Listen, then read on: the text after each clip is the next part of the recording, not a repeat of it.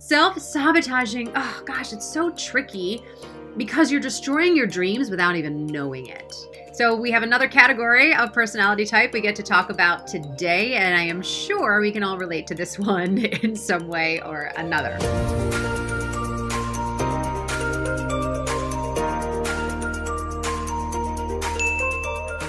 So do any of these sound familiar?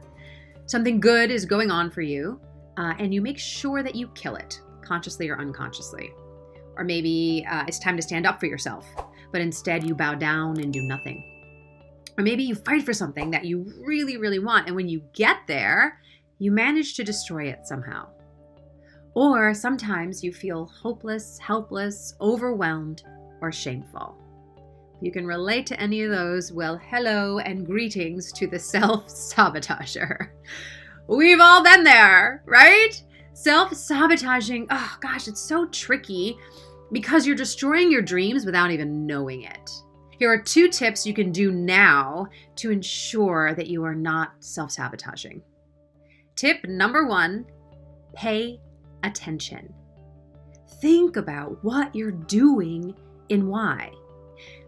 Because you might not know you're self-sabotaging, right? That's kind of the whole point. But there is always a choice and then an action, a choice and then an action. So by paying attention, you'll begin to notice the why behind your actions. So maybe you're not calling back a person that you're interested in, or maybe a friend calls you, but you don't answer the phone, even though you're sad and could use a friend. Or maybe you isolate when things get hard.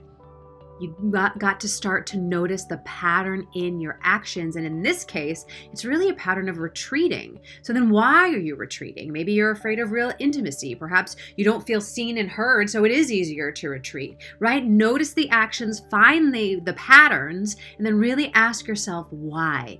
Pay attention to those choices and actions, because in it you are going to find the root cause of the self-sabotage. Tip 2. Stop appeasing other people.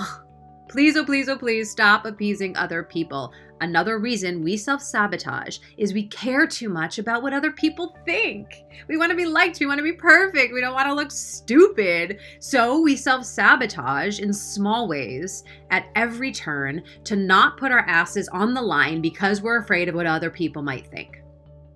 So you really get to ask yourself, am I taking this action because it serves me? Or is it serving my ego? And if it is serving your ego, guaranteed it's because you're too focused on what other people think instead of achieving what you really want. So there are a million ways we do this, but by paying attention to it and making your vision bigger than what other people think, you can begin to eliminate one at a time your old patterns.